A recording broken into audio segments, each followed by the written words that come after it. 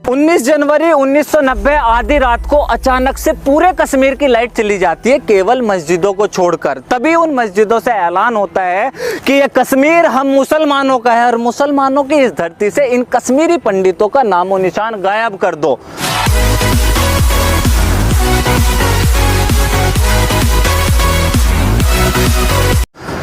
ठीक 2 दिन बाद पूरे कश्मीर से केवल 2 आवाजें आती हैं, गोलियों की, दूसरा बच्ची और औरतों की चीखों की। मुझे बहुत बुरा लगा जब मैंने आसिफा की कहानी सुनी थी।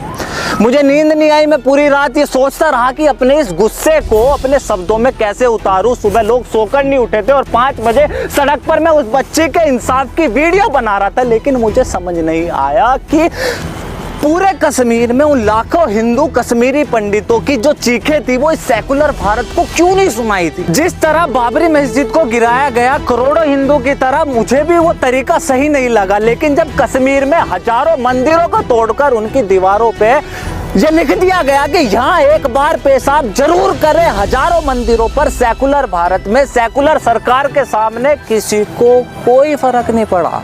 सरकारें नाम बदल रही थी और हम सरकार को गाली दे रहे थे। जब ताजमहल की बात हुई तो समझ नहीं आया क्या चाहते, लेकिन भाई साहब यकीन करना भारी हो गया जब देश के 2500 गांवों का नाम बदलकर उन्हें एक इस्लामिक नाम दिया गया। उस ताजमहल के लिए लड़ रहा था जिसे बनाने के बाद कटने वाले 20,000 हाथ हिंदुओं के, तो उस औरंगजेब ने जिसे हिंदू और सिखों के खून के नदी बहा दी। किसी को क्यों फर्क नहीं पड़ा जब आजाद भारत की रोडों का नाम एक ऐसे इंसान के नाम पर रखा गया। भगवान कसम, ये आज नागरिकता कानून आया तो पता चला ये भारत सेकुलर देश है। मैं भूल गया था कि बंटवारे के टाइम 1947 में तो संविधान था ही नहीं।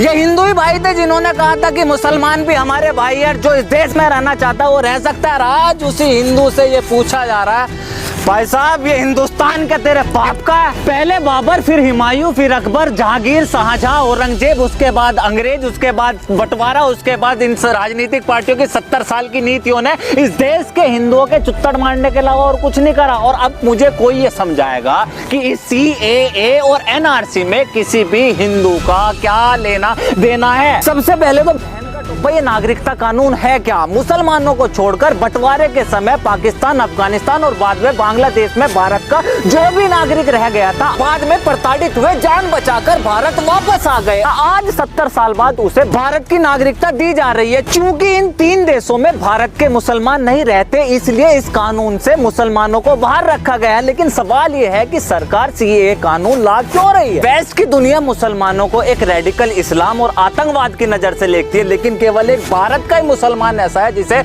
तो क्या कोई उंगली नहीं उठा सकता। भारत का मुसलमान पूरी दुनिया के मुसलमानों के लिए एक मिसाल है। लेकिन 26/11 का हमला हुआ और सारी कहानी बदल गई। 26/11 के हमले में लेकिन भारत का नहीं, पुलवामा के हमले में था लेकिन भारत का नहीं, उरी और पठानकोट के हमले में मुसलमान था लेकिन भारत का नहीं। ऐसे बहुत से दंगे थे जिसमें हिंदू का नाम था लेकिन वो हिंदुस्तानी नहीं था। फिर कौन है ये लोग जो भारत में रहकर यहाँ के मुसलमानों को बदनाम कर रहे हैं? कौन है ये लोग जो हिंदू नाम रखकर हिंदुस्तानी न होकर फिर भी यहाँ दंगे मचा रहे हैं? ऐसे ही लोगों के लिए ये सरकार NRC ला रही है। जो भी भारत का नागरिक है, खास करके मुसलमान भाई जिसे इन जिन्ना और नेहरू की औलादों ने डराया हुआ है, आपको किसी को भी NRC से डरने की जरूरत नहीं है। इन कांग्रेसी और ओवैसी जैसे लोगों ने एक बात कह दी कि सरकार आपसे डॉक्यूमेंट मांगेगी जो आपके पास नहीं है और ये आपको देश से बाहर निकाल देंगे। इतना सुनते ही आप लोग सड़कों पर उतर आए। इस देश के एक भी मुसलमान लिबरल सेकुलर ने इस विपक्ष से ये नहीं पूछा कि ऐसा वो कौन सा डॉक्यूमेंट है जो हिंदुओं के पास और आप मुसलमानों के नहीं है, क्योंकि NRC तो हिंदुओं पर भी लागू होगा। 70 साल तक इस सरकार ने